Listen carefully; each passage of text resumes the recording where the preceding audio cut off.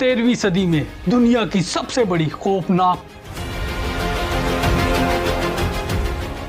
ताकत कौन थी? वो फौज जिसने बगदाद को खाक में मिला दिया, दरियाए दजला का पानी इंसानी खून से सुर्ख कर दिया और जिसके घोड़ों की टाप से इस्लामी हुकूमतें कपकपा उठी थी। ये कहानी है मंगोलों की, चंगेज खान के पोते हलाकू खान और इसके लश्कर की, जिन्होंने एक के बाद एक शहर को तबाह किया और पूरी दुनिया को खौफ में मुब्तला कर दिया। लेकिन तारीख हमेशा जालिम को नहीं जीतने देती। 1258 ईस्वी में जब बगदाद तबाह हुआ तो दुनिया ने समझा कि अब इस्लाम का चिराग हमेशा के लिए बुझ चुका है। लेकिन सिर्फ 2 साल बाद सन 1260 ईस्वी में फलस्तीन की सरजमीन पर एक ऐसी जंग लड़ी गई जिसने न सिर्फ मंगोलों को रोका बल्कि मुसलमानों के दिलों में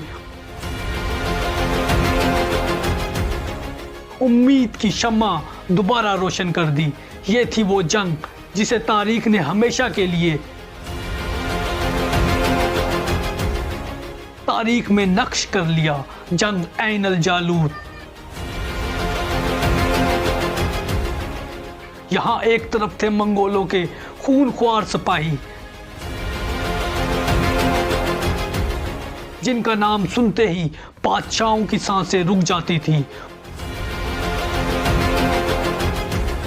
और दूसरी तरफ थे ममलूक सुल्तान सैफुद्दीन कुतुज़ और इनके अजीम बहादुर और नडर कमांडर रुकनुद्दीन बायबर्स, जिसने अपनी जान पर खेलकर इस्लाम को बचाया। ये वो जंग थी जिसने पहली बार नाकाबिले शिकस्त समझे जाने वाले मंगोलों को शिकस्त दी थी। ये वो दिन था जब इस्लामी दुनिया ने साबित किया कि अगर इत्तेहाद और ईमान साथ हों तो दुनिया की कोई ताकत मुसलमानों को ज़ेर नहीं कर सकती।